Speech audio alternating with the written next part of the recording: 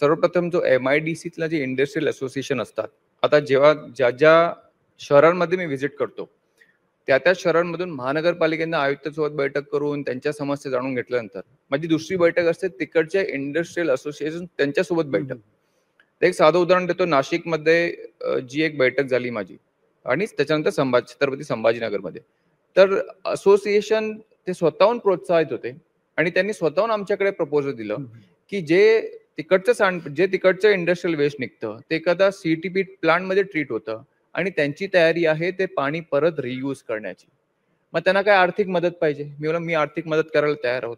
तर असं जे MIDC जे पुढे येऊन काम करतात आणि जे इंडस्ट्रियल असोसिएशन पुढे येऊन काम करतात आणि जो विचार करतात पुन्हा सर्क्युलर इकॉनॉमीमध्ये ते पाणी कसं यूज करता येतील. त्याच्यासाठी आम्ही प्रत्येक वेळेला आम्ही त्यांना प्रोत्साहन देत असतो. आणि असे कुठले जर आढळलं, तर एखादा कुठेतरी कानाकोपरा वाचून जर कुठे पाणी दूषित करत असेल, तर त्याच्यावर दंडात्मक कारवाई न करता, पण त्याच्यावर लगेच कठोर कारवाई म्हणजे जरी प्लांट बंद करायची वेळ आली, तरी आम्ही त्याच्यामध्ये थांबत नाही. अनेकदा असं होतं, की एखादा राजकीय प्रेशर सुद्धा येतो, पण त्याला आम्ही जुमानत नाही.